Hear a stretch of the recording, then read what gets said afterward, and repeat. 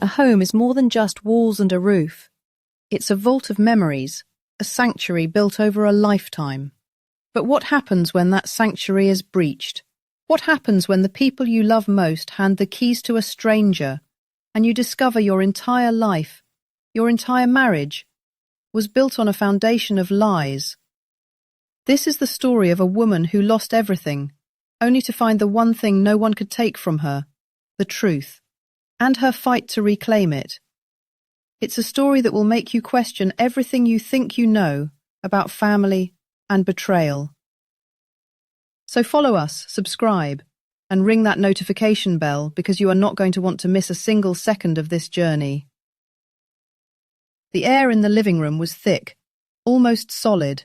It tasted of wilting lilies and old dust, the cloying sweetness of death mingling with the stale scent of a life that had suddenly, violently stopped.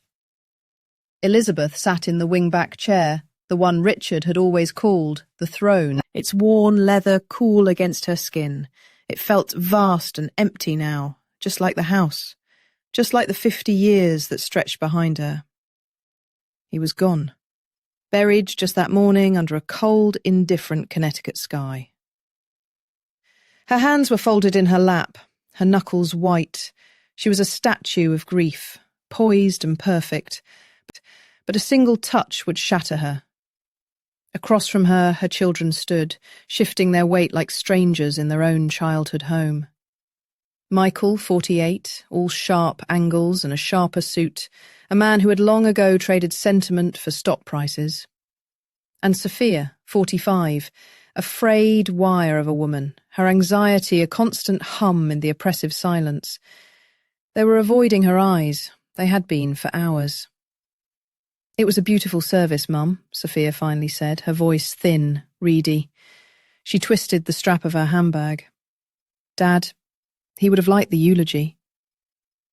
Elizabeth didn't answer. What was there to say? That Richard would have critiqued the flower arrangements? That he would have timed the speeches? That he would have hated the cheap sentimentality of it all? She simply nodded, a slow, tired gesture. Michael cleared his throat, a sound like gravel turning over. It was his boardroom sound, the sound that preceded a difficult negotiation or a hostile takeover. "Mum, we need to talk about the future." The future. The word was an absurdity. Her future had been buried this morning. "The future?" she echoed, her voice raspy from disuse. "Practically speaking," Michael continued, stepping forward. He couldn't stand still, always needing to occupy space to command it. "This is a transitional period, and in any transition, it's crucial to be proactive about asset management, to optimize value." He spoke in a language she had never fully understood, the cold calculus of his real estate empire. He saw the world as a collection of properties to be bought, leveraged, and sold. He was looking at her home, their home, with that same predatory glint in his eye. "Michael, what are you talking about?" Elizabeth asked, a flicker of irritation cutting through the fog of her grief. He took a deep breath. "This house, Mom, it's too much. The upkeep, the taxes, the memories. It's not practical for one person. It's not safe." Sophia rushed to his side, a nervous echo. "He's right, Mom. We've been so worried. You, all alone here. We just want what's best for you." Elizabeth looked from one to the other. Their faces, once so familiar, now seemed like masks. They had rehearsed this. The thought was a shard of ice in her gut. They had stood by their father's grave, accepted condolences with somber faces, and all the while, this conversation was waiting in the wings. "What are you suggesting?" she asked, her voice dangerously quiet. Michael pulled a sleek silver tablet from his briefcase and placed it on the coffee table between them. He swiped a finger across the screen. An image flickered to life. It was her house, her front porch, the slightly crooked shutter on the second floor, the rose bushes she'd tended for 30 years. But it wasn't a family photo. It was a real estate listing. Stately Northwood Colonial, the headline read, priced to sell. The air left her lungs. It was a physical blow, a punch to the solar plexus that left her gasping. She stared at the screen, at the professionally staged photos of her own life, packaged for consumption. Her living room, but with different, generic furniture. Her bedroom, stripped of all personality. "You're selling my home," she whispered. It wasn't a question. "We've decided it's the most logical course of action," Michael said, his tone infuriatingly reasonable. "It's what Dad would have wanted. He was always about making the smart play, not letting emotion cloud his judgment." "I would have wanted me thrown out of my home?" The words were acid on her tongue. "It's not being thrown out," Sophia said quickly, her hands fluttering like frightened birds. "It's a new beginning. We've found the most wonderful place for you, a luxury assisted living community. It's called the Willows. It has a pool, a bistro, group activities." Elizabeth just stared at them. The Willows. It sounded like a place you went to die peacefully, surrounded by other people waiting to die peacefully. Her world, which had collapsed once when the doctor called, was now collapsing all over again. A controlled demolition engineered by her own children. "And you have a buyer?" she asked, the words tasting like ash. "Already?" Michael and Sophia exchanged a look. A flicker of something. Guilt? Conspiracy? Passed between them. "We do," Michael said, his gaze finally meeting hers, but it was hard, defensive. It's someone who understands. Someone who cared about Dad very much." He paused, bracing for impact. "It's Camilla." Camilla. The name hung in the air, grotesque and obscene. Camilla. Richard's special friend, as he called her in his final confusing years, the woman who had appeared out of nowhere, a perfectly coiffed, elegantly dressed companion for his business dinners and charity galas. Elizabeth had tolerated her, had swallowed her pride and the whispers of her friends, because Richard had insisted she was just a friend, a widow he'd met at the golf club, someone who shared his interests now that Elizabeth's world had shrunk to her garden and her books. A lie. It had always felt like a lie. "Camilla," Elizabeth repeated, the name a dead weight in her mouth. "You are selling my home to your father's mistress." "She was not his mistress," Sophia snapped, her voice high with indignation. "She was his companion. She brought him a lot of happiness in his final years. She understood him in a way others didn't." The unspoken accusation, the "in a way you didn't, Mother," was deafening. "She deserves a place to grieve," Michael added, his voice layered with a false, pious solemnity. "A place that holds memories of him. It's a tribute, really, to their connection." A tribute. Humiliation washed over her in a hot, sickening wave. They were erasing her.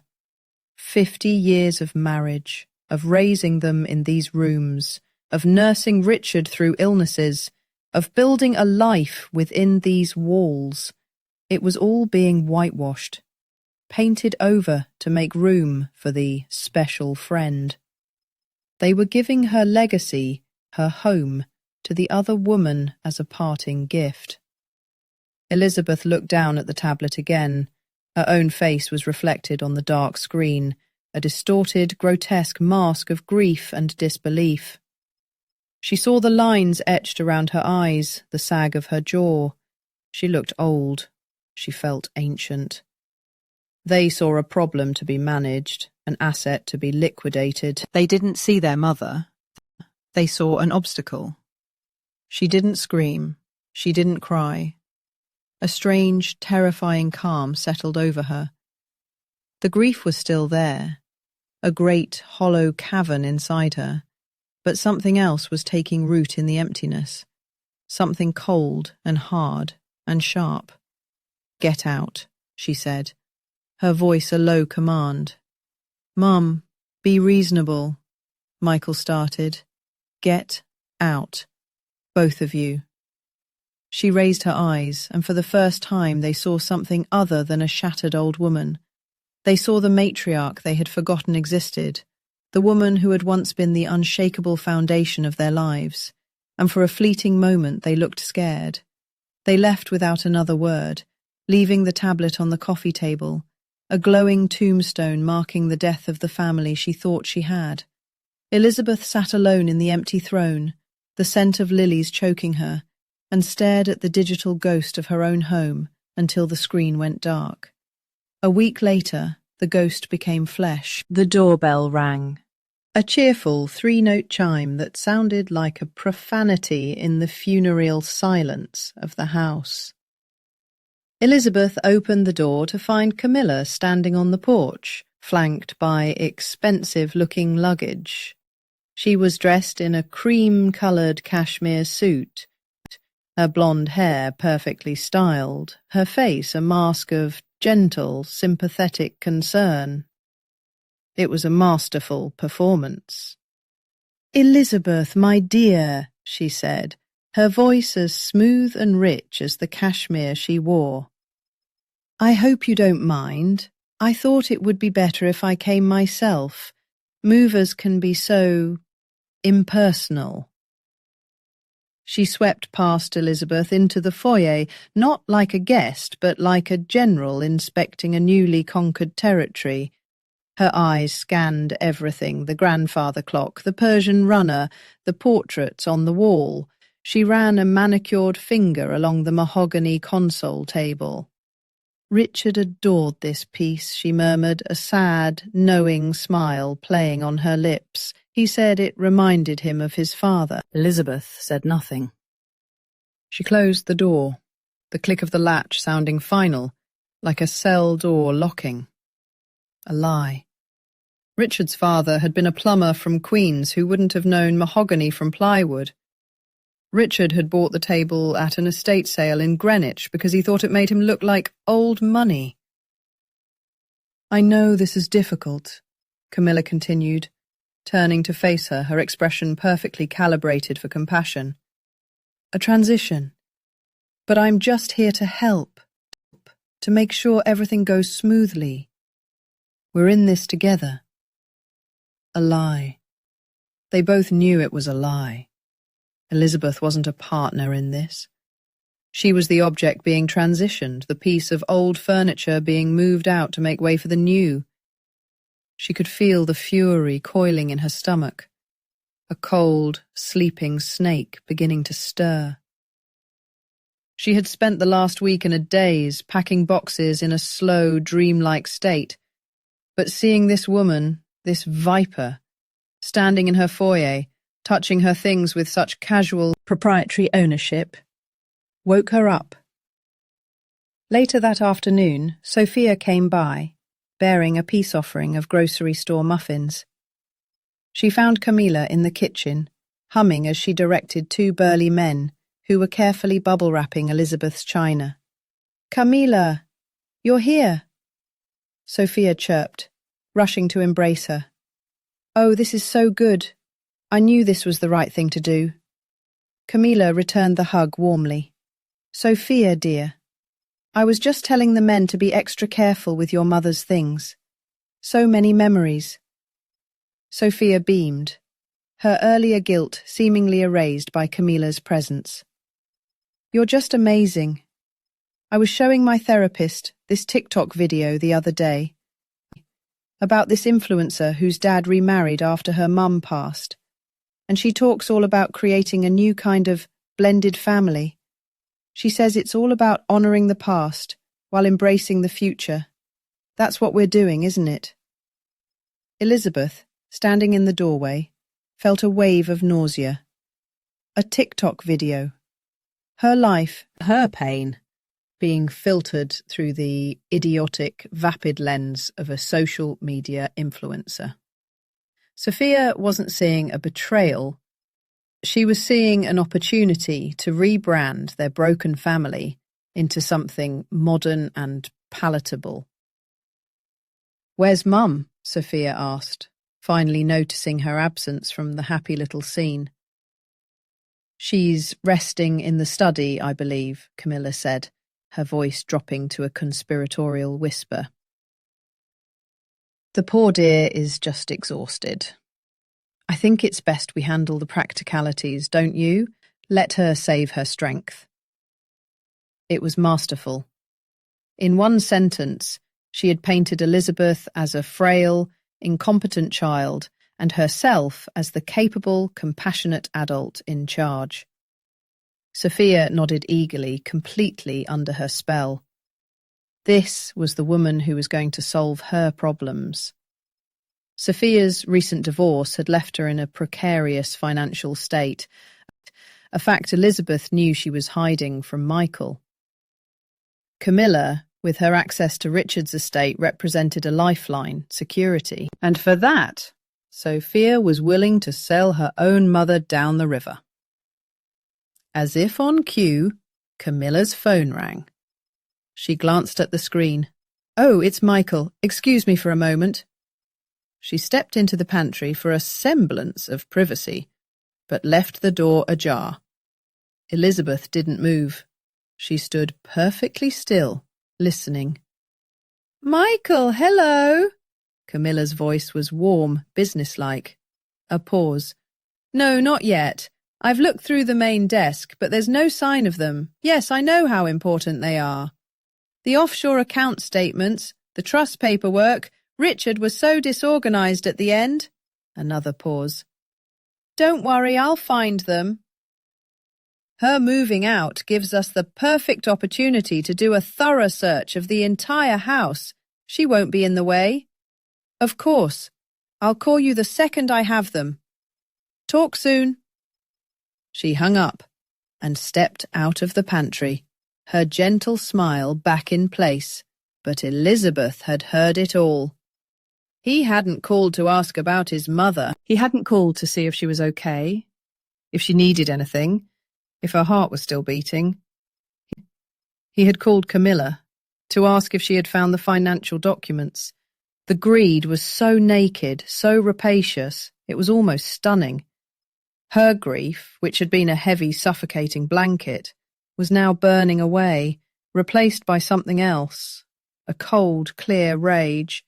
She was no longer just a victim, she was a witness.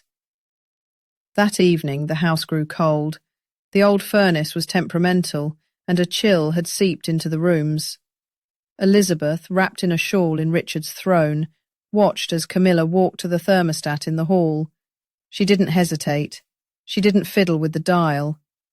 Her fingers went directly to it, adjusting the temperature with a precise, familiar gesture. A moment later, the low rumble of the furnace kicking on filled the silence. Elizabeth's eyes narrowed. She waited.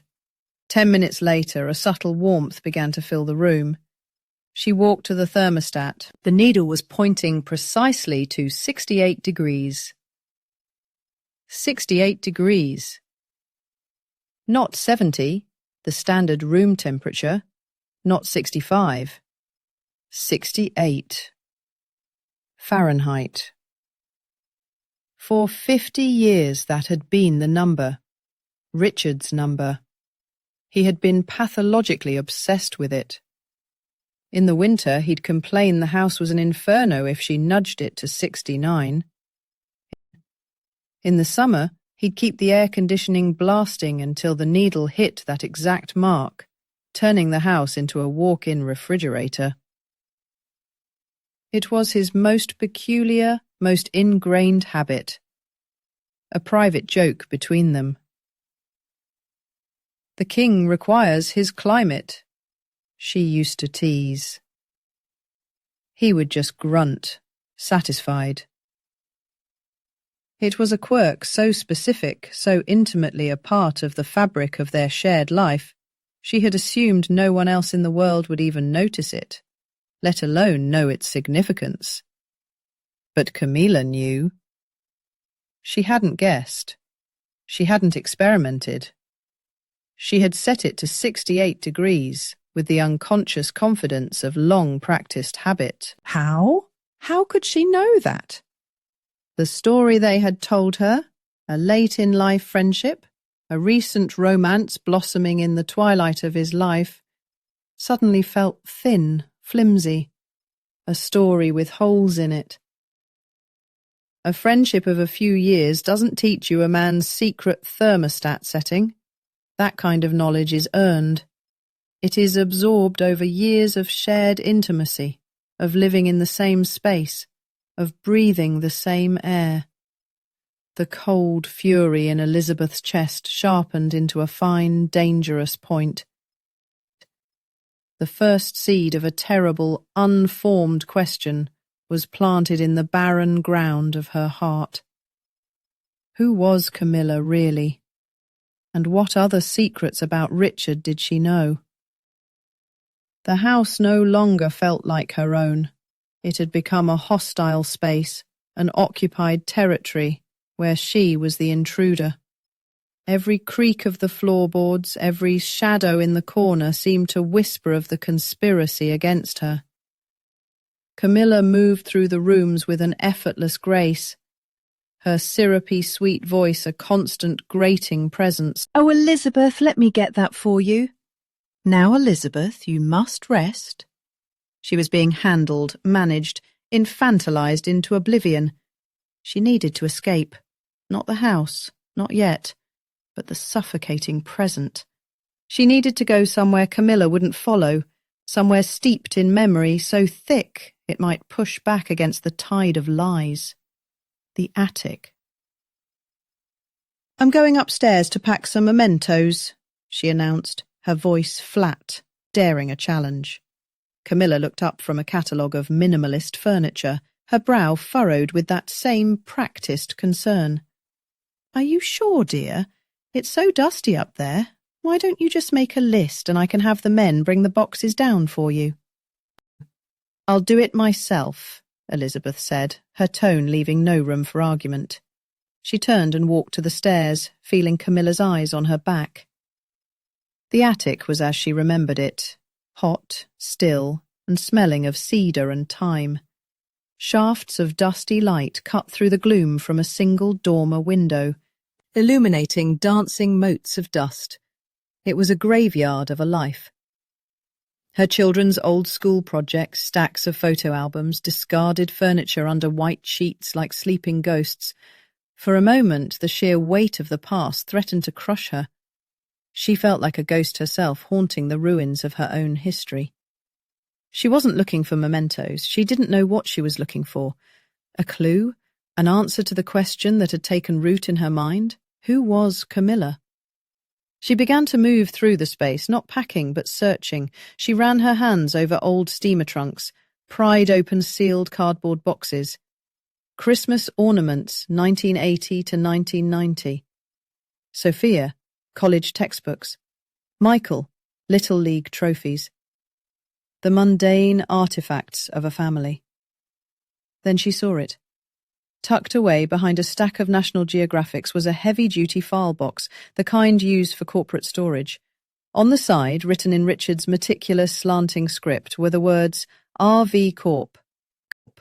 Gala 05. RV Corporation. Richard's company. The source of their wealth, the engine of his ambition. He had been immensely proud of the annual company galas, black tie affairs held in downtown ballrooms designed to project an image of success and power. Elizabeth had attended every single one for 40 years, a fixed smile on her face, playing the part of the supportive, elegant wife. Her heart began to beat a little faster. She pulled the box out. The cardboard was thick with dust. She broke the old tape seal with her thumbnail and lifted the lid. Inside, nestled in tissue paper, were stacks of glossy 8x10 photographs. The first few were what she expected. Richard at a podium beaming. Michael looking young and eager in a tuxedo, standing beside his father. Herself in a navy silk gown, laughing with the wife of a board member. She sifted through them, the memories distant and alien. Then she stopped. It was a wide shot of the main ballroom. Dozens of people mingling, drinking champagne. In the foreground, Richard stood with a group of executives holding court. But Elizabeth's eyes were drawn to the background.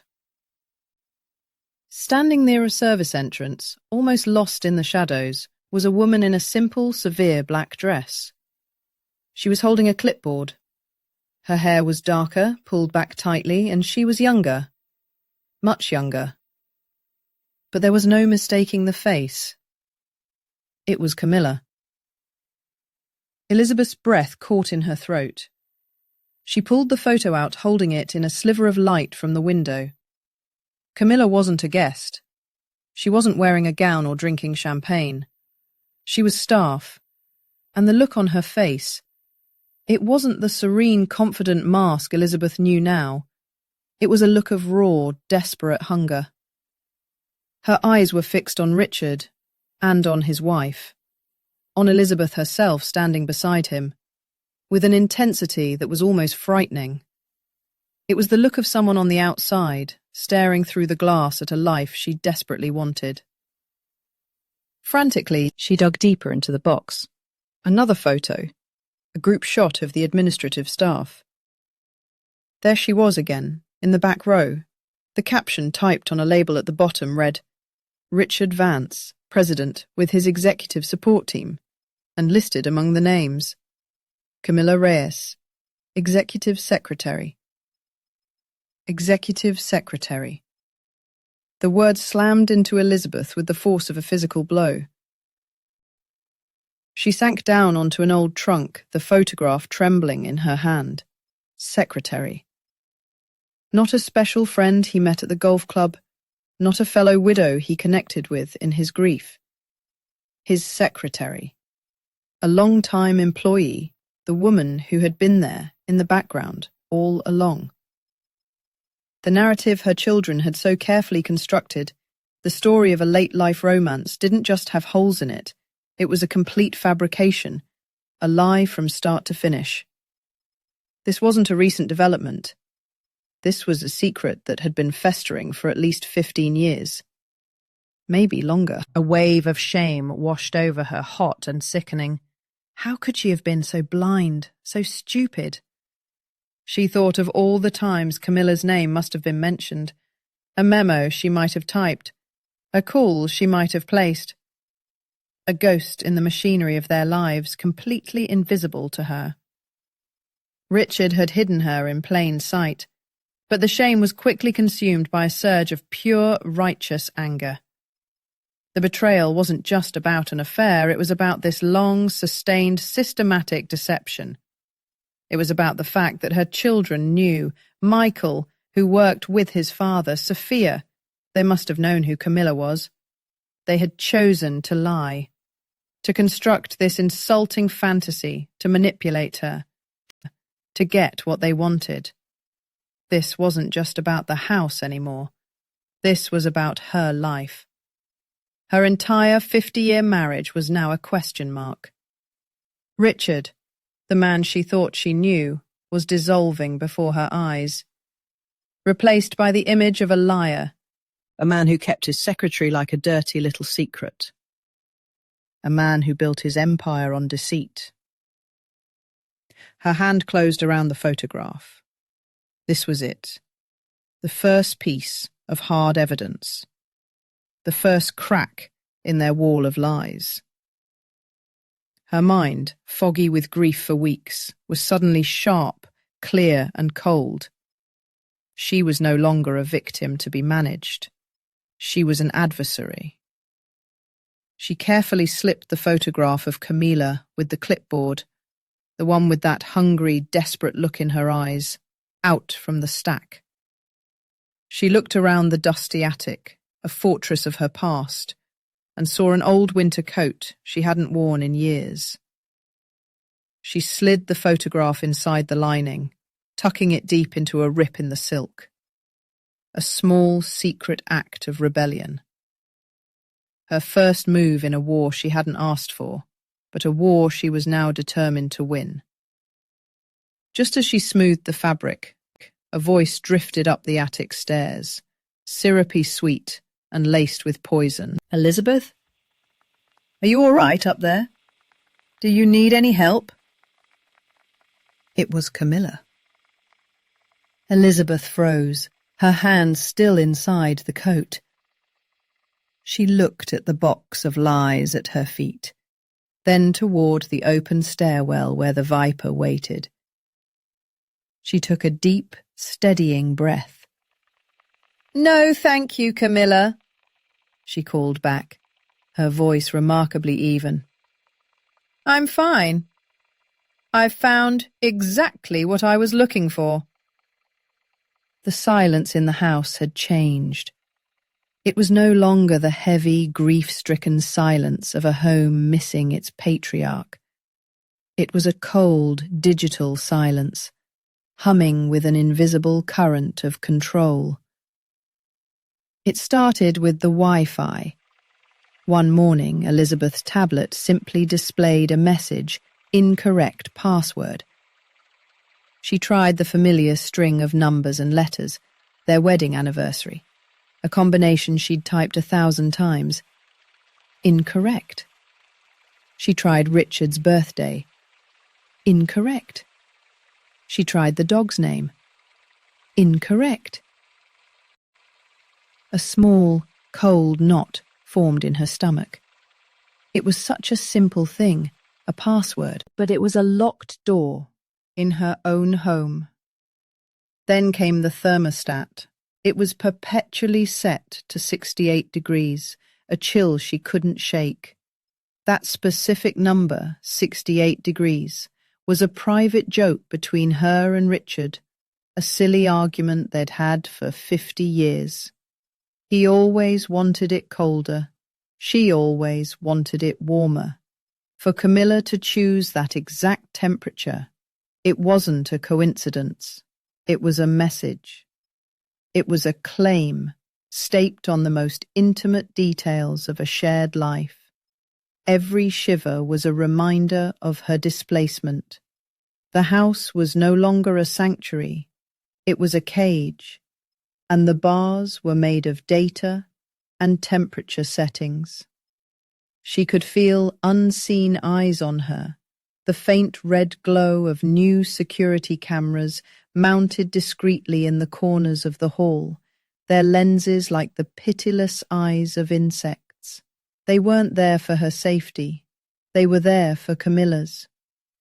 Elizabeth walked through town, the crisp air a welcome shock after the artificial chill of the house. She clutched the strap of her handbag, the $50 in cash she had taken from her emergency envelope, feeling illicit and strange.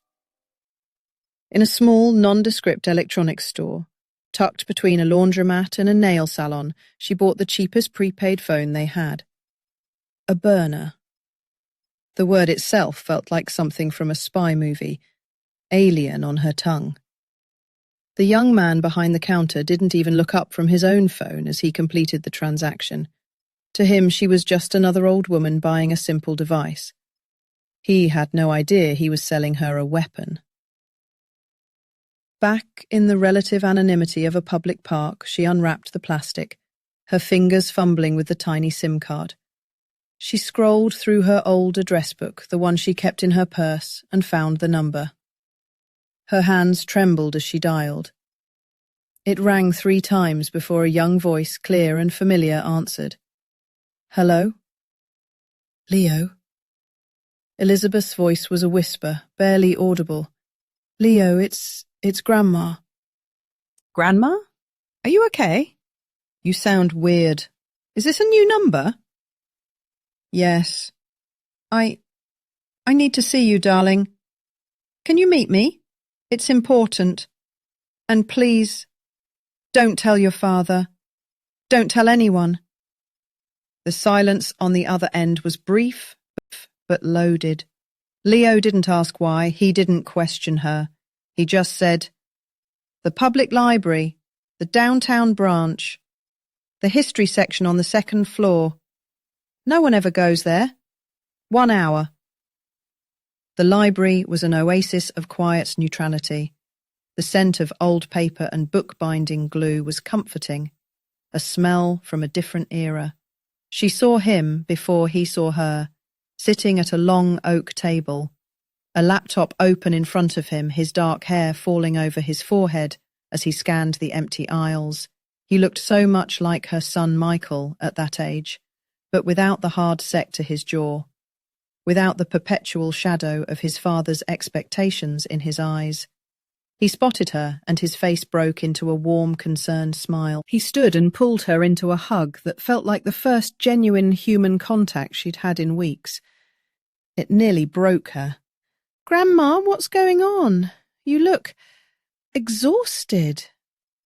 She sat down, placing her new phone on the table between them like a piece of evidence. She took a deep breath, the words catching in her throat, thick with shame, and a sorrow so deep it felt bottomless. "They're selling the house, Leo." Leo frowned. "What?" "Dad mentioned something about downsizing, finding you a nice condo."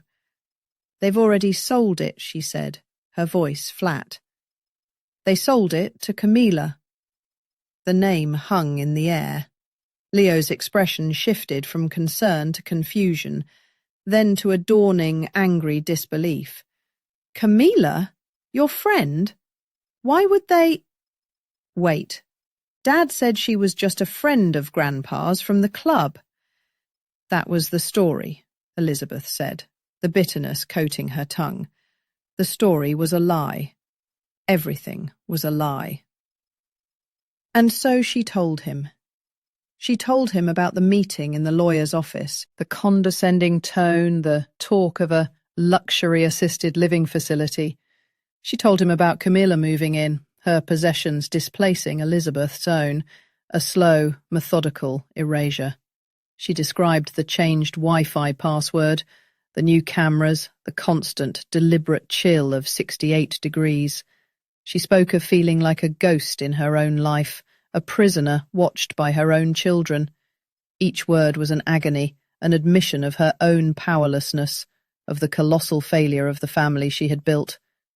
Leo listened, his face hardening as she spoke. He didn't interrupt. He just stared at the scarred surface of the oak table, his knuckles white where he gripped its edge. He had never been close to Richard. He'd seen his grandfather not as the charismatic titan his own father worshipped, but as a bully, a man who commanded loyalty through fear, and a booming voice that tolerated no dissent. He saw his own father, Michael, as a man who had spent his entire life shrinking himself to fit into Richard's shadow. A sycophant, desperate for an approval that was always just out of reach. So when his grandmother spoke of betrayal and manipulation, he didn't doubt her for a second. It didn't sound like a tragedy. It sounded like the bill for his grandfather's life finally coming due. When she finished, her voice trailing off into a raw, shaky silence, he reached across the table and covered her hand with his. "I believe you," he said, his voice low and firm. "Every word. They're bastards, all of them." Relief washed over Elizabeth so powerfully her eyes welled with tears. To be believed. It was everything. "She's locked me out," Elizabeth whispered. "Digitally. I can't access my emails, my bank accounts from the house. I feel like I'm blind." Leo's eyes narrowed, a spark of vengeful energy in them. This was his territory. This was a language he understood. "Okay," he said, pulling his laptop closer. "This is what we do. First, this phone. It's a good start, but it's traceable to the store. We're going to make you a ghost. From now on, we only communicate through this," he typed furiously, his fingers flying across the keyboard. He showed her an app with a simple, clean interface. "This is Signal. Everything we say here is end-to-end encrypted. No one can read it but us. Not the phone company, not the government, nobody. He helped her install it, his patience a gentle counterpoint to the fury in his eyes. Next, public Wi-Fi.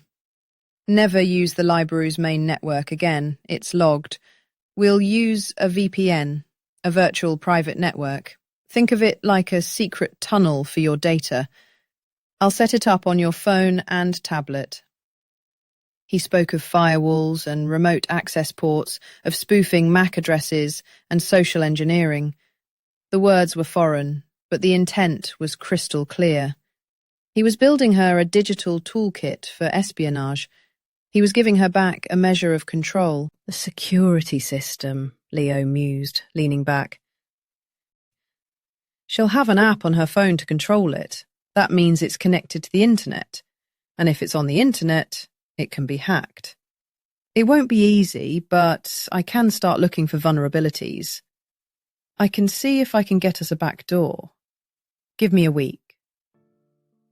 As Elizabeth watched her grandson, a 19-year-old boy, mapping out a cyber attack on his own family, she felt a strange and unfamiliar emotion begin to stir beneath the grief and humiliation.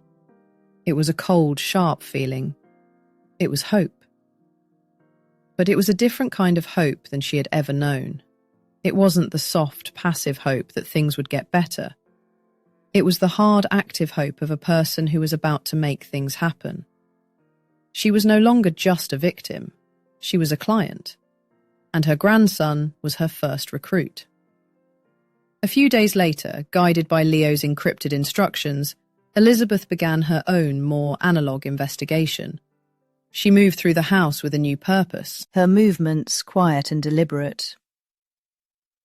She was no longer simply waiting for the end. She was searching for a beginning. A memory surfaced, unbidden, from years ago. Richard, red-faced and furious after a meeting with his accountant, slamming a ledger down on his desk. "Damn IRS! Always sniffing around," he'd grumbled, more to himself than to her. A man can't even hide his own assets in his own house anymore. Hide his own assets. The phrase echoed in her mind.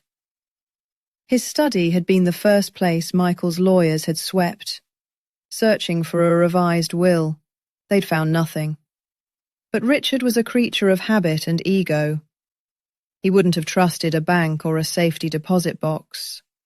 He would have wanted his secrets close, under his own roof. But not in the obvious place. He was too clever for that. Her feet, acting on an instinct she didn't know she possessed, carried her down the steep wooden steps to the wine cellar. The air was cool and smelled of damp earth, stone, and the faint, sweet ghost of spilled wine. This was their space, a project from early in their marriage. They had laid the stone floor themselves, built the heavy wooden racks. In the centre of the far wall was a large rustic fireplace they had never once used, a purely aesthetic choice. She ran her hand over the cold, rough-hewn stones around the hearth. It was here she'd sat with him on a dusty sleeping bag, sharing a bottle of cheap champagne to celebrate the finished cellar, dreaming of the future. The memory was now coated in a film of deceit. She remembered him being particularly fussy about one section, insisting on setting the stones himself. "It has to be perfect, Liz," he'd said, tapping a large flat river stone near the bottom. "A foundation has to be solid." Her fingers traced the edges of that same stone. It seemed no different from the others, set firmly in its mortar. She pushed against it. Nothing. She pushed harder, her shoulder digging into the stone. It didn't budge. Frustrated, she kicked it with the heel of her shoe. There was a dull, grating sound, not of stone hitting stone, but of metal on metal. Her heart hammered against her ribs. She knelt, her old knees protesting, and examined the seam again. A hairline crack, almost invisible in the dim light, was now visible. She dug her fingernails into the crevice and pulled. The stone, mounted on a heavy metal plate, swung inward with a low groan, revealing a dark, square cavity. A safe. It wasn't locked with a combination dial, but a simple keyhole. She knew with a certainty that chilled her to the bone where the key was. On Richard's own keychain hanging on the hook by the back door where he'd left it that final morning. An artifact of a normal day that had been anything but. Camilla hadn't touched it. It was his. Minutes later she was back in the cellar, the small brass key cold in her palm. It slid into the lock and turned with a well-oiled click. The heavy steel door swung open. Inside, there was no updated will. There were no stacks of cash or jewels. There was something far more damning. A stack of thick, notarized documents held together by a binder clip. The top page was a formal agreement dated 15 years prior. It detailed a severance and discretionary bonus package for one Camila Vargas. Elizabeth's eyes scanned the numbers, her mind struggling to process the zeros. It was an astronomical sum, enough to buy a dozen houses like this one. A severance package for a secretary. It was hush money.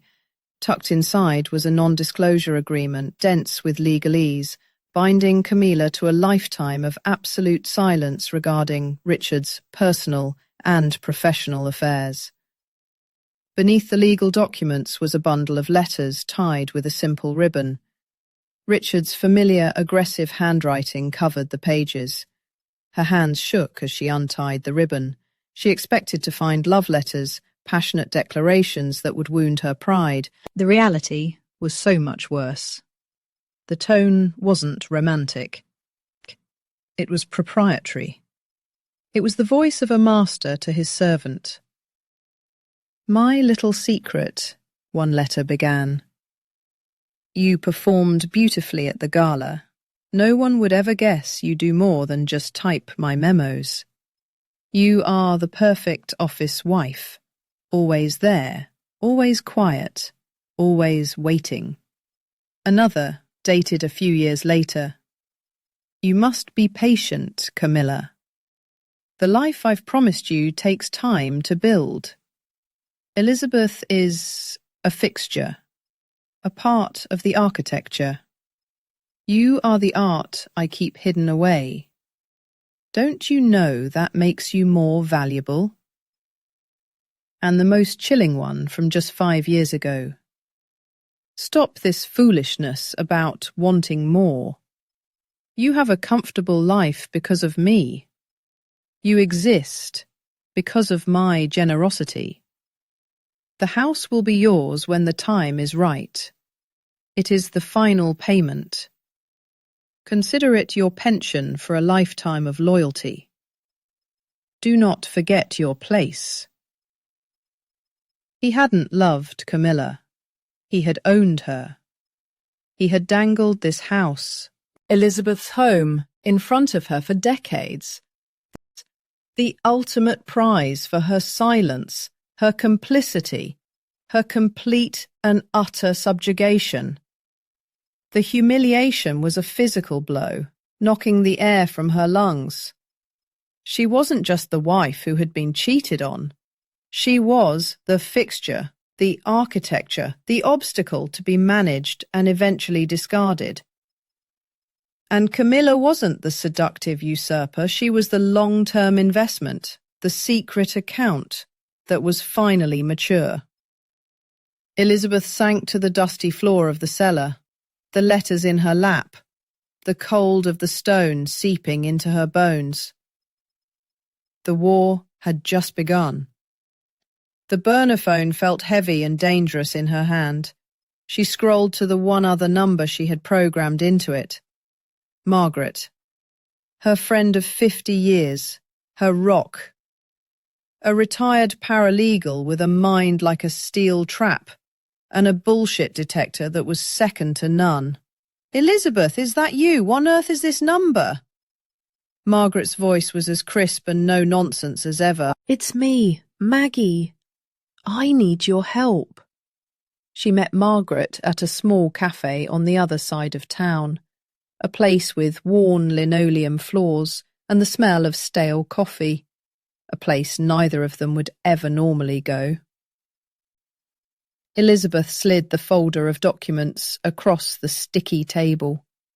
Margaret put on her reading glasses and began to read, her expression growing progressively grimmer with each page. She read the severance agreement, the NDA, and then the letters. When she was done, she took off her glasses and looked at Elizabeth, her eyes filled not with pity, but with a cold, hard anger. "The son of a bitch," she said, her voice a low growl. "I always knew Richard was a charming bastard, but I never imagined this. This is architectural. The sheer, patient cruelty of it." "What can I do, Maggie?" Elizabeth asked, her voice trembling. "The house. Michael and Sophia signed it over. They had power of attorney." Margaret tapped a long manicured nail on the deed of transfer. And there's the rub. Michael's lawyer is a man named Arthur Vance. They call him the Shark. His specialty is high-conflict estate litigation. The first thing he'll do is file a motion to have you declared mentally incompetent. He'll use your grief, your age, your confusion. He'll say your children were acting in your best interest to protect you from yourself. He will paint you as a confused, vindictive old woman. Challenging the transfer directly is a meat grinder. It will be expensive, public, and ugly, and we might lose. The sliver of hope Elizabeth had felt began to wither. It was a legal fortress, and she was outside, unarmed. "So that's it," she whispered. "He wins, even from the grave." Margaret leaned forward, her eyes glinting. "No, that's not it. We don't fight him on his turf. We change the battlefield." She pushed the deed of transfer to the side and pulled the severance agreement and the letters back to the centre of the table. This is our weapon. You don't sue to get the house back. You file a petition to open a full forensic accounting of Richard's estate, based on evidence of significant, undisclosed financial liabilities. Elizabeth stared at her, confused. "What does that mean?" "It means," Margaret said, a grim smile playing on her lips, "that we stop talking about your house and we start asking where Richard got the money to pay a secretary a multi-million-dollar severance package 15 years ago. We stop arguing about your mental state and we start investigating his financial crimes. The house isn't the prize anymore, Elizabeth. It's the evidence. This isn't a family squabble over real estate. We're about to turn it into a federal case." The shift in perspective was seismic. It was like a camera pulling back, revealing that the small, ugly room she was trapped in was part of a much larger, much more corrupt building. She wasn't fighting for her furniture and her memories anymore. She was fighting to expose a rot that went to the very foundation of her life, of her family's fortune. It was terrifying, and for the first time in months, it was exhilarating. The first tremor of this new earthquake came via a phone call a week later. Michael. His voice was tight with a controlled fury she knew all too well. It was the voice he used when he was channeling his father. "Mother, I just got a call from Arthur Vance. He's received a letter from a lawyer I've never heard of, a Margaret Shaw, acting on your behalf.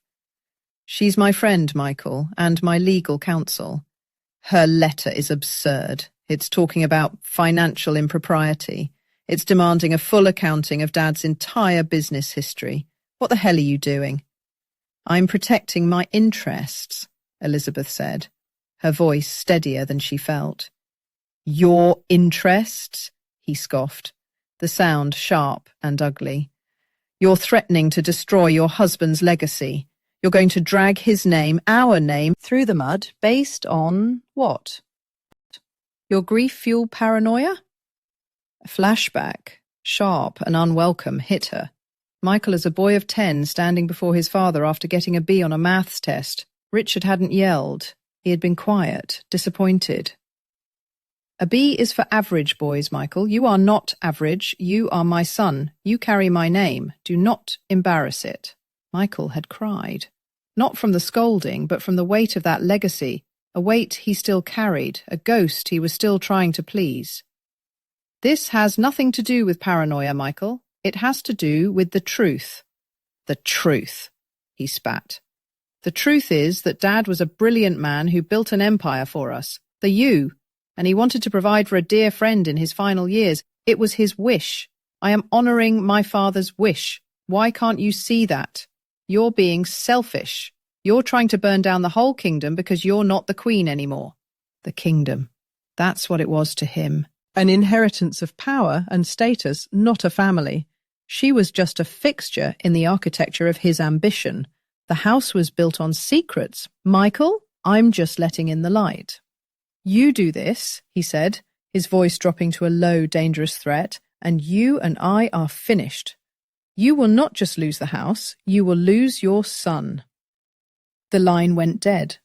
Elizabeth stood holding the phone, the silence echoing with the sound of a final door slamming shut.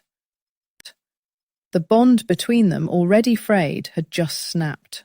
Later that evening, scrolling through her tablet on the secure network Leo had created for her, a notification popped up. Leo had forwarded her a screenshot from Instagram. It was a post from Sophia. The photo was bright, heavily filtered, and sickeningly cheerful. It showed Sophia, her own daughter, and a smiling Camila, all huddled together on the living room sofa. Her sofa. They were holding glasses of wine, their heads tilted together in a performance of multi-generational female solidarity. The caption was a nauseating blend of corporate wellness jargon and feigned sentimentality. So blessed to have such incredible women in my life to look up to, learning and growing every day. #strongwomen, #family-first, #new beginnings. Elizabeth stared at the image. She knew Sophia's life was anything but blessed. A messy divorce had left her with a mountain of debt and a crushing sense of failure. She wasn't leaning on Camilla for strength, she was leaning on her for money. She was auditioning for the role of favoured daughter in the new regime, hoping for a handout from the woman who had taken her mother's home. It wasn't evil, it was just weak. Pathetic. A desperation so profound she had to broadcast a fiction to the world to convince herself it was real. Both of her children, she realised, were haunted. Michael was haunted by the ghost of a father he could never please. Sophia was haunted by the fear of a future she couldn't afford. They weren't villains in a grand drama. They were just the damaged, hollowed-out children of a manipulative, powerful man. They were the architects of her ruin, but Richard had drawn the blueprints long ago. The flickering blue light of the tablet screen painted Elizabeth's face in a ghostly hue. It was long past midnight, but sleep was a foreign country she had no visa for. On the other end of the secure video call, her grandson Leo's face was a study in concentration, framed by the organised chaos of a dorm room. "Okay, Grandma," Leo's voice was a low, steady hum, a stark contrast to the frantic beat of Elizabeth's heart. "I'm in." It was an old, linked email account Camilla must have forgotten about. The password was Richard 1995. Can you believe that? The arrogance. Elizabeth flinched at the name. It was still a physical blow. "What are we looking for, Leo? Another will? Bank statements?" "I don't think so," he murmured, his fingers flying across his keyboard, the clicks echoing faintly through her speakers. "The financials are probably locked down tighter, but people are messy. They leave digital breadcrumbs everywhere." Wait a second. This is weird. On Elizabeth's screen, a new window popped up, shared from Leo's computer. It was a Facebook profile. The picture was of a generic sunset. The name was Jenny Wren. It had 3 friends. This is a fake profile, Leo explained, and its entire activity history is following you. Your public posts, pictures your friends tagged you in, comments on the community garden page, it's all here. Elizabeth leaned closer, her breath fogging the screen. She saw herself, a version of herself from a year ago, smiling at Sophia's birthday party. She saw a picture Margaret had posted of them on a trip to the coast, the wind whipping through their hair. Every photo was saved into a private album on this fake profile, an album titled The Life I Deserved.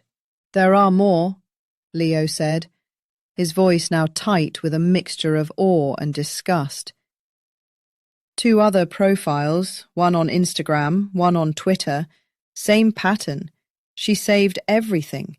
Vacations with Richard, the anniversary party you threw 2 years ago, pictures of me and Sophia when we were kids. It's a scrapbook, Grandma. It's a scrapbook of your life. Elizabeth felt a cold dread, different from the hot anger she had nursed for weeks. This wasn't the work of a triumphant victor. This was the work of a ghost, haunting the edges of a life she could see but never touch. "Keep looking, Leo," she whispered, her voice hoarse. He navigated back to the email account. It was mostly junk mail, old newsletters, forgotten password resets. But then he found the drafts folder. It contained over 200 unsent emails, all addressed to Richard, spanning 15 years. "Grandma, you need to see this." The first one he opened was dated a decade ago. The text was pleading. "Richard, please, you promised. You said when the children were grown, you said we'd have our time. She doesn't appreciate you, not like I do. She doesn't know the man who built an empire. She only knows the man who comes home at night. I know all of you." Another from 5 years ago was filled with a desperate rage. "I saw the pictures from Italy. She looks so happy. Do you make her happy, Richard? Or does the money make her happy? You bought her a new bracelet. I saw it on her Facebook. I picked out that design for you to give me last Christmas. You told me it was sold out. You liar, you goddamn liar." And a third, from just a year before he died, was a threat, cold and sharp. "I will not be your dirty little secret forever. 40 years, Richard. 40 years of my life. I gave you my youth, my body, my loyalty. I covered your tracks. I lied for you. I was your real wife, the one who saw the grit and the blood. She just saw the polish. You owe me." And a secret is only a secret as long as one person is willing to keep it. Don't test my patience. Elizabeth read them, one after another, as Leo scrolled through the litany of pain. The words blurred, the pleading, the anger, the jealousy, the pathetic devotion. It was a portrait of a soul hollowed out, scooped clean by decades of psychological torture. Richard hadn't just cheated on her, he had systematically destroyed another woman, keeping her in a cage of false promises and weaponized hope. Camilla wasn't a predator who had swooped in at the end. She was a fellow prisoner, one who had been in solitary for so long she'd forgotten what the sun felt like. And her obsession with Elizabeth wasn't just envy. It was the desperate, clawing study of her jailer's other captive, the one who got to live in the main house. Elizabeth leaned back, the tablet feeling impossibly heavy in her lap. The image of Camilla, smug and triumphant in her living room, fractured. Beneath it, she saw a younger woman with hopeful eyes, then a middle-aged woman with disappointment etched around her mouth, and finally the brittle, resentful shell that was left. They were both victims of the same man. The thought brought no comfort, only a profound, echoing sadness. The house was no longer just a house, it was a monument to his lies, and Camilla was its tormented ghost. "Grandma?" Leo's voice was gentle. "Are you okay?" A single tear traced a path down her cheek, hot and stinging. "Yes, Leo," she said, her voice surprisingly steady. The sadness was there, but beneath it something else was hardening. Not anger, but resolve. A cold, clear understanding of the full scope of the crime. "I'm okay. I know what I have to do now." The next morning, the air tasted different, sharper. Elizabeth called Margaret, her voice devoid of the quavering grief it had held for weeks. It was the voice of a woman who had just been handed a map. "I need the lawyer you mentioned, Margaret." Now, she said, no preamble. "The scrappy one, the one who likes to tear things down." 2 days later, she was sitting in a small, cluttered office that smelled of coffee and paper. Sarah Jenkins was younger than Elizabeth expected, with sharp eyes and an impatient energy that seemed to vibrate in the cramped space. She listened without interruption as Elizabeth, aided by Margaret, laid out the story. The will, the sale, the NDA, the unsent emails. Sarah leaned forward, her expression not of sympathy, but of intense predatory interest. "They're expecting you to fight the transfer on the grounds of diminished capacity or undue influence," she said, tapping a pen against a yellow legal pad.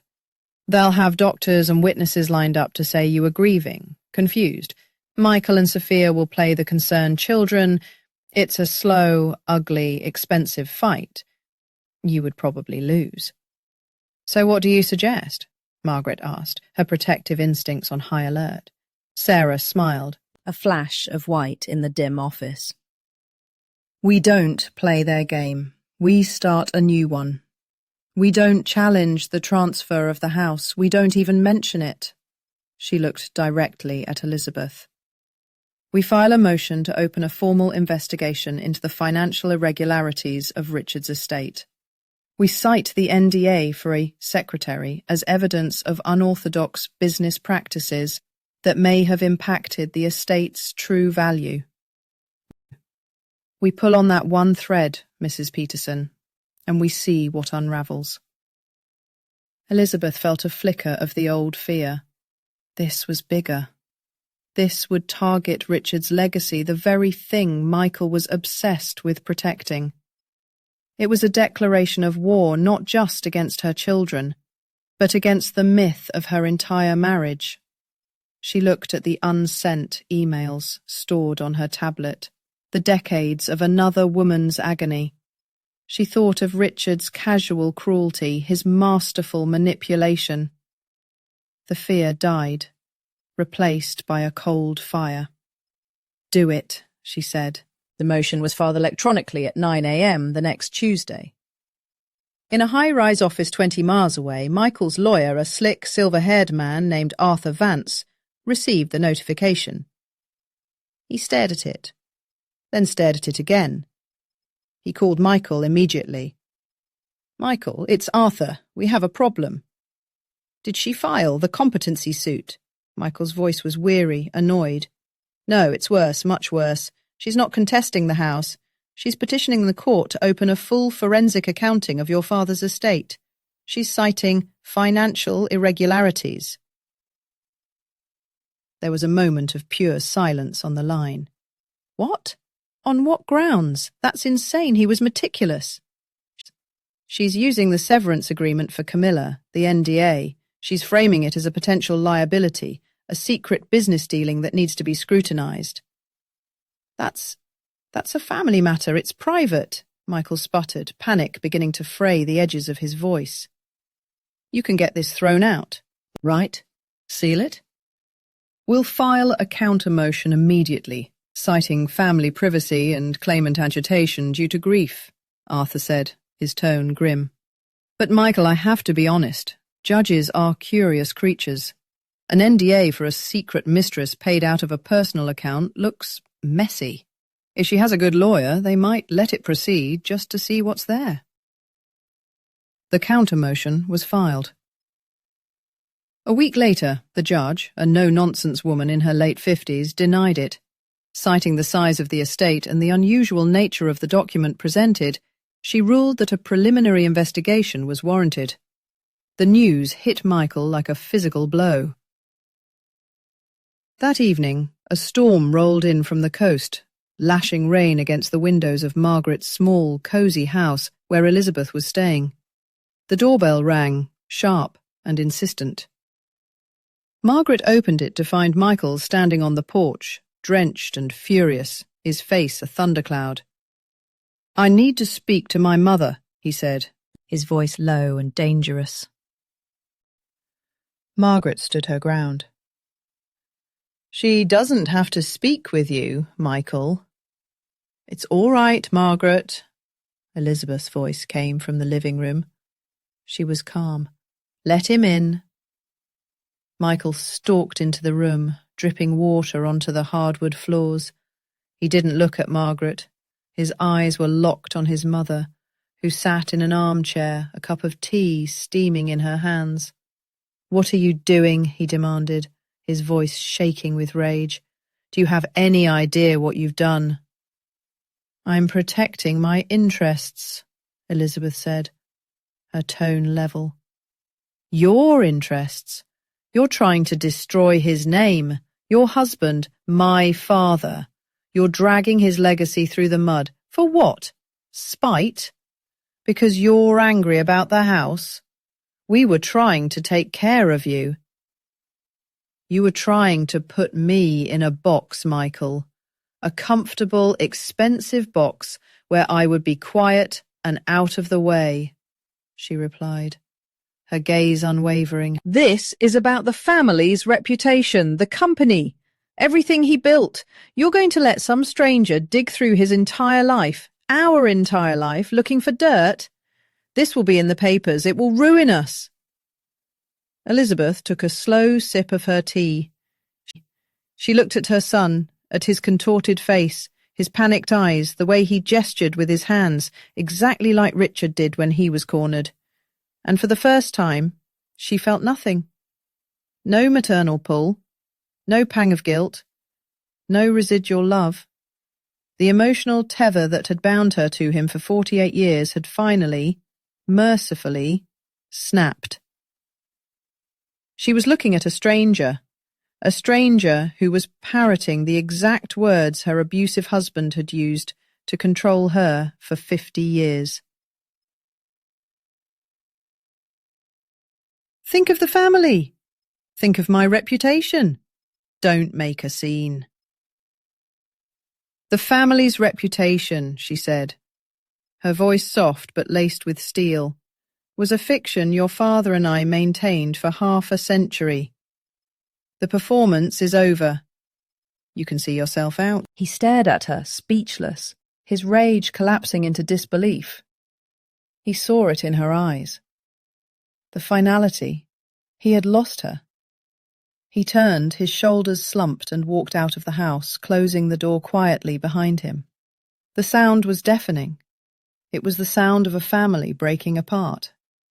Elizabeth didn't cry. She felt a profound, chilling, and utterly complete sense of liberation. The investigation, once started, moved with terrifying speed.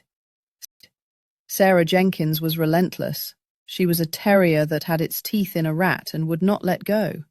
The preliminary phase became a deep dive. Phone calls to Elizabeth became a near-daily occurrence, each one revealing another layer of the rot beneath the surface of their lives.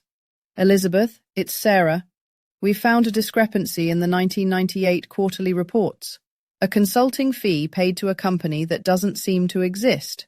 A week later.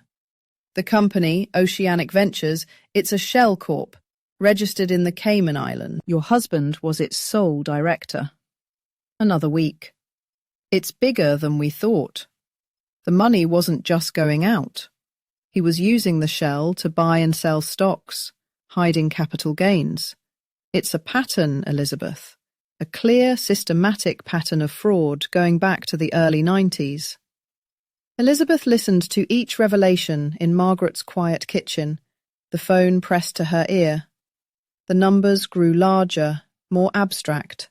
a mountain of deceit, built one stolen dollar at a time.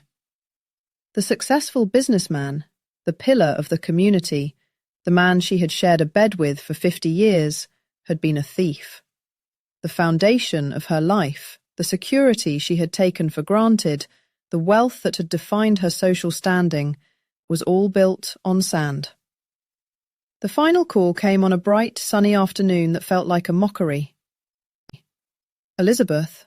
Sarah's voice was different. Not excited, grave. We found it. The source account. The one he used to fund Oceanic Ventures. Is his personal savings? Elizabeth asked, her throat dry. No, he was smarter than that. He was skimming directly from the company's pension fund, Elizabeth. For over 20 years. A little bit at a time, so no one would notice. He was stealing from his own employees. From the people who trusted him. Elizabeth sank into a chair. The betrayal was so vast, so profound, it was almost incomprehensible. There's more, Sarah said gently. That account, the one filled with embezzled money, it was used for everything. The monthly payments to Camilla for years, the wire transfer for her severance package, and the NDA. And, Elizabeth, I'm so sorry. He used it to buy the house. The final mortgage payment, the deed transfer, it all came from that account. The world tilted on its axis. The weapon she had been searching for was finally in her hands, and it was nuclear. The house wasn't just a symbol of Richard's betrayal. It wasn't an asset to be fought over. It was a toxic liability. It was the physical, tangible proof of a decades-long felony. If this report became public, Richard's former business partners would sue. The SEC would launch an investigation. The company, the source of Michael's pride and Sophia's security, would collapse under the weight of lawsuits and federal charges. And her children, as the direct beneficiaries of a fraudulent estate, could face clawbacks of every penny they had ever received. They could even face criminal charges for knowingly benefiting from money laundering. She now had the power, not just to reclaim her home, but to utterly annihilate the lives of her children. The weight of that power was terrifying. Through her lawyer, Elizabeth requested one final meeting, not in a sterile conference room, not in a cold courtroom, in the living room of the house, the battlefield itself. She arrived alone. She walked through the front door, Camilla had left it unlocked for her, and into the space that was and was not hers. Camilla, Michael, and Sophia were already there, standing awkwardly in the centre of the room. They looked like ghosts in their own lives. Michael's face was pale, his arrogance replaced by a brittle, defensive anger. Sophia was visibly trembling, twisting a handkerchief in her hands, avoiding everyone's eyes. And Camilla was a statue, carved from ice, hollowed out, emotionless, waiting for the final blow to land. Elizabeth was no longer the grieving widow. She wore a simple, elegant navy blue dress. Her posture was erect, her gaze clear. She radiated a quiet, immense power that sucked all the air out of the room. She walked to the large mahogany coffee table, the one she and Richard had picked out together 30 years ago, and placed her leather satchel upon it. She didn't speak. She let the silence stretch, letting them feel the weight of it, the weight of what was to come. Finally, she opened the satchel. She moved with deliberate, unhurried grace, a chess master setting up the final moves of a game she had already won. First, she slid a glossy 8x10 photograph across the polished wood. It was the photo from the Gatsby-themed gala decades ago. A young, vibrant Richard laughing with his arm around Elizabeth, and in the background, a secretary in a plain dress, watching them with an expression of raw, naked longing. "You remember this night, Camilla?" Elizabeth's voice was soft, conversational. It made the question feel like a scalpel. Camilla flinched, a flicker of life in her dead eyes. Next, Elizabeth laid out several laminated pages. They were printouts of the unsent emails. She didn't read them aloud. She didn't have to. She tapped one. "He called you his office wife, his little secret." She looked from Camilla to Michael and Sophia, making sure they understood. This wasn't about a late-life romance. This was a long, sordid, and pathetic arrangement. Then came the copy of the non-disclosure agreement. "A very generous severance package," she said, her voice still quiet. "For a secretary who left the company 15 years ago." Michael opened his mouth to speak, a protest forming on his lips, but Elizabeth held up a hand, silencing him without raising her voice. Finally, she pulled out the last item, a thick, spiral-bound document with the letterhead of a forensic accounting firm. She placed it in the center of the table with a soft, definitive thud. "And this," she said, "is a preliminary report from that firm." She let them all stare at it, at the sheer damning weight of it. "This report details 20 years of systematic embezzlement from your father's company pension fund. It shows, with itemized bank statements and wire transfers, that he funneled millions into a secret offshore account.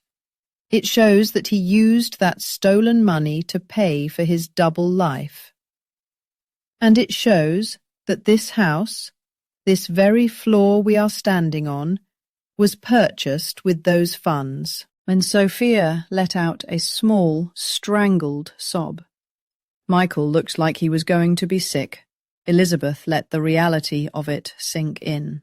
Then she laid out her terms. Her voice remained calm, devoid of triumph or malice. It was the voice of pure, unadulterated fact. "You have two choices. Option 1. By 5 o'clock today, my lawyer will receive a signed deed transferring this house back to my name. Publicly, we will all agree that the initial transfer was a tragic misunderstanding during a period of intense grief, a mistake that has now been rectified. In return," she tapped the thick report, "this document and all the evidence it contains will be placed in a vault. It will be sealed.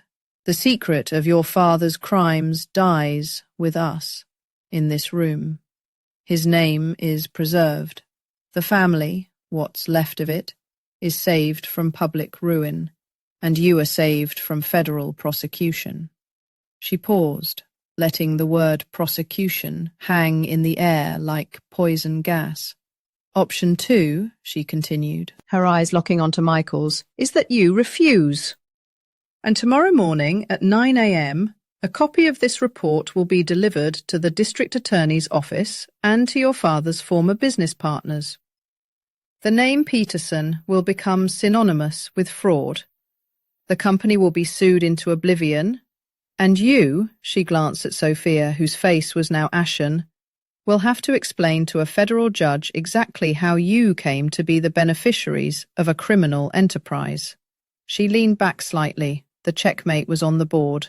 "The choice," she said, her voice dropping to a near whisper, "is yours." The air in the grand living room was thick and still, heavy as unbreathed air in a tomb. The sheaf of papers lay on the polished mahogany table like a death sentence, not for Elizabeth, but for the world Michael and Sophia had built on a foundation of lies.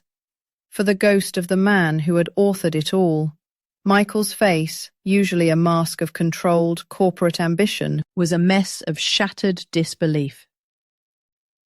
His complexion was ashen, his mouth slightly agape. He stared at the financial report, at the damning summary of his father's 2-decade-long embezzlement scheme, as if trying to will the words to rearrange themselves into something else, something less apocalyptic. This is a lie, he finally managed, his voice a ragged whisper that was somehow louder than a shout in the suffocating silence. He looked up at his mother, his eyes pleading, then hardening with a last, desperate surge of denial. This is insane. You've gone mad. You're trying to destroy his memory, to destroy us. Sophia's reaction was more visceral. She was huddled in on herself, in one of the plush armchairs, her body racked with silent, shuddering sobs. The tears streamed down her face, dripping onto the silk of her blouse. She wasn't looking at the papers. She didn't need to. She was looking at the implosion of her own desperate hopes. The financial lifeline she had clung to wasn't just cut. It had been a garrote wire from the start, fashioned by her own father and offered to her by Camilla. The depth of her miscalculation was a chasm opening at her feet. She had sold her mother for a pittance that was never even real. But it was Camilla who broke the spell. She had been preternaturally still, her gaze fixed on the letters Richard had written to her, the ones where he called her his little secret, his office wife, the ones that framed their decades-long affair, not as a romance, but as a transaction of power and possession. Then a sound bubbled up from her chest. It started as a low, guttural tremor, then grew.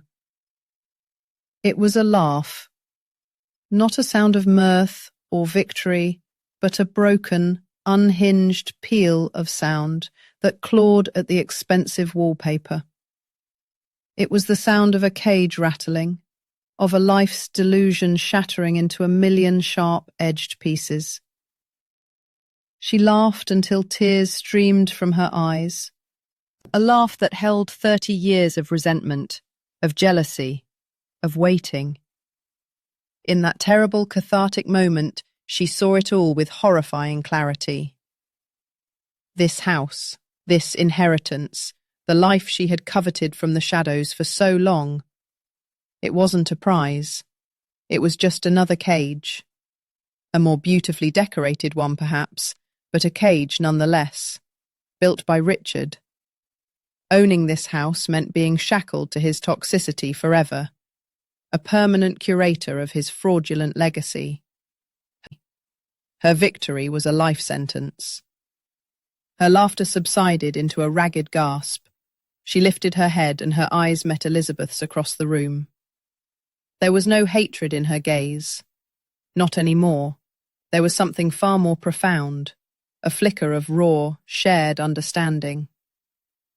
Two women, on opposite sides of a war, suddenly realizing they had both been fighting for a ghost, both imprisoned by the same man. Without a word, Camilla pushed herself away from the table. She walked over to the stack of legal documents Margaret had prepared, the quitclaim deed, the transfer of title. She picked up the pen. Her hand was perfectly steady. The scratch of the nib on the thick paper was the only sound. She signed her name with a flourish that felt less like a signature and more like an exorcism. She slid the paper back across the table toward Elizabeth, her gaze never wavering. Then she turned and walked out of the living room, out of the front door, and out of their lives, leaving the door to swing silently shut behind her. The finality of her action broke Michael. The last ounce of fight drained out of him, replaced by a cold, primal fear, the fear of exposure, of ruin, of prison. The legacy he had sacrificed his mother to protect was a time bomb, and Elizabeth held the detonator. His hand trembled as he reached for the pen. His signature was a jagged, barely legible scrawl. Sophia was last. She wiped her eyes with the back of her hand, leaving a smear of mascara on her skin. She looked at her mother, her expression a toxic cocktail of shame, resentment, and terror. She didn't want to sign. She wanted to scream, to rage, to rewind time, but she couldn't. She was trapped. She signed the document, the ink blotting as a tear fell onto the page. The confrontation was over. There had been no shouting, no violence, just the quiet, methodical dismantling of a family, a legacy, and a lifetime of lies. Elizabeth sat alone in the echoing silence of the room. She had won. She had her house back. But the victory tasted like ashes. The cost had been everything. The next few days were a blur of sterile electronic communications. An email arrived from a law firm Elizabeth had never heard of, a crisp, impersonal notification. Subject: Estate of Richard Sterling. Final transfer of property. Ms. Sterling, this email serves to confirm that our client, Michael Sterling, has executed all necessary documents, relinquishing his claim to the property located at 42 Northwood Drive. All future correspondence regarding this or any other matter should be directed through this office. We trust this concludes the matter to your satisfaction. There was no "Dear Mom," no apology, just the cold, hard barrier of legal counsel. Sophia's was much the same, arriving an hour later from a different firm, its tone equally frigid. The relationships were not just broken, they had been surgically excised, cauterized by lawyers to prevent any further emotional bleeding. Camilla, as promised by her silent exit, had vanished. Elizabeth heard from a nosy neighbour that a moving truck had come in the dead of night, a discreet, swift operation. Camilla had evaporated from the town as if she were a ghost who had finally been laid to rest. A week later, Leo came to visit. He walked into the cavernous living room and found Elizabeth standing by the window, staring out at the manicured lawn. "It's done," she said, her voice flat. "It's mine." Leo came and stood beside her.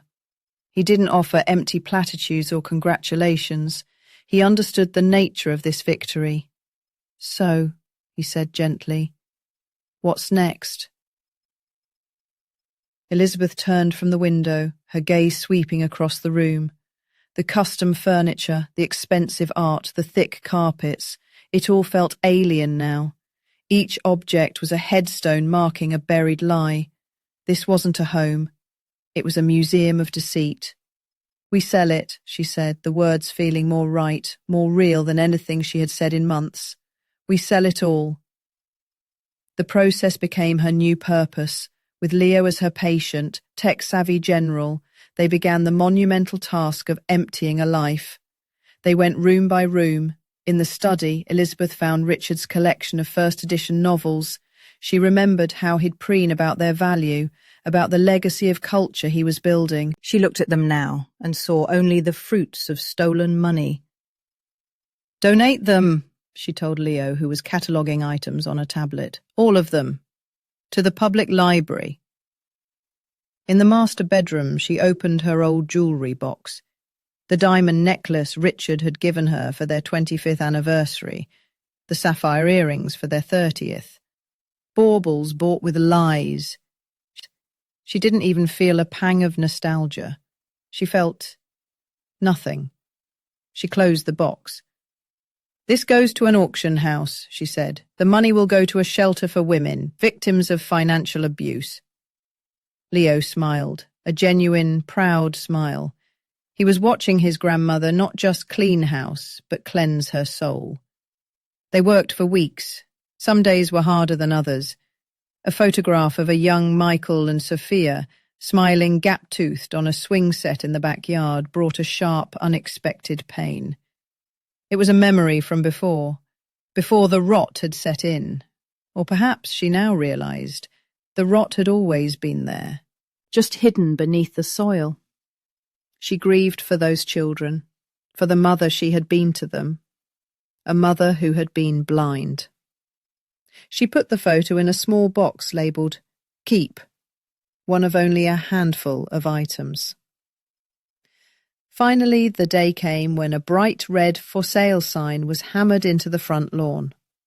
Leo found the online listing later that evening, reading it aloud to her as they ate pizza from a cardboard box on the floor of the nearly empty living room.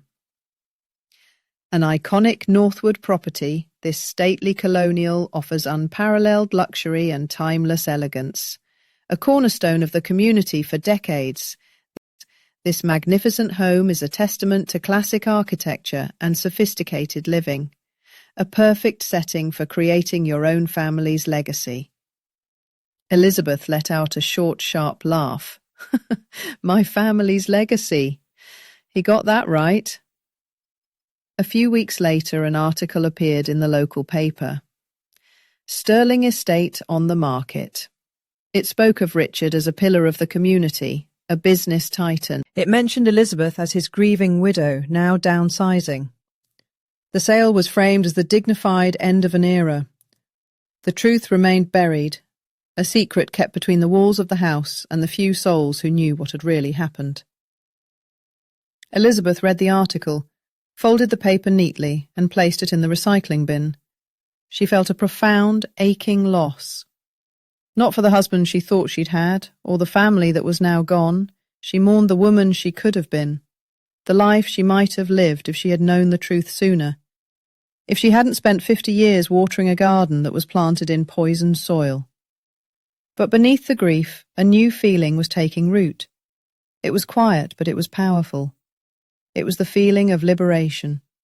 The soft hum of the city was a comforting white noise. 6 months had passed. The view from Elizabeth's window was no longer of sprawling lawns and ancient oak trees, but of the glittering, sprawling skyline of a city she was just getting to know. Her apartment was on the 15th floor, a modern space with clean lines, minimalist furniture and large windows that flooded the rooms with light. It was less than half the size of her old house, but it felt infinitely larger. It was entirely hers. And then, Margaret, he actually said, "Ma'am, are you sure you want the extra hot sauce on that?" I told him, "Son, at my age a little heartburn is the least of my worries." Elizabeth threw her head back and laughed, a deep, genuine sound that filled the small apartment. On the screen of her tablet, Margaret chuckled along with her. "Good for you, Liz. Don't let them put you in a box." "They can try," Elizabeth said, her eyes twinkling. "This box is quite comfortable, actually." They talked for another 20 minutes, about a new book Margaret was reading, about Leo's impressive grades in his sophomore computer science classes at the university just a few miles away. The conversation was easy, normal. It was the stuff of life. "All right, my dear," Margaret said finally. "I'll let you go. Enjoy your evening." "You too, Margaret. Talk soon." Elizabeth ended the video call and the screen went dark. She sat in the comfortable quiet, a mug of tea warming her hands. Her gaze drifted to the wall beside the window, where once there had been dozens of frames chronicling a life that wasn't real. There was now only one. A simple silver frame. Inside was a recent photograph of her and Leo, standing on a windswept beach, the ocean churning behind them. They were both squinting into the sun, their smiles wide and unforced. She stood and walked to the window, looking out as the sun began to dip below the horizon, painting the sky in fiery strokes of orange and purple. The pain of the last year was still there. It wasn't gone. It was a scar on her heart, a faint ache that she knew would likely never fade completely. It was the price of the truth. But as she watched the city lights begin to flicker on, one by one, she felt something else more strongly. For the first time since Richard's death, she wasn't feeling the suffocating weight of the past. She was feeling the quiet, thrilling possibility of the future. The skyline wasn't an ending. It was a beginning. 1,000 windows, 1,000 other lives, and her own finally among them. She was no longer a widow, defined by the man she'd lost. She was no longer a victim, defined by the betrayals she'd endured. She was no longer a matriarch, defined by a family that had crumbled. She was simply Elizabeth, and she was free. Elizabeth's story is a testament to the strength it takes to reclaim one's life, even when it means tearing down everything you thought you knew. Her journey from a silent victim to the architect of her own freedom is a powerful reminder that it's never too late to find the truth, and in doing so, find yourself. Have you ever had a moment where you had to redefine your own story to move forward? Share your experience in the comments below. Your story might be the spark that helps someone else find their own liberation.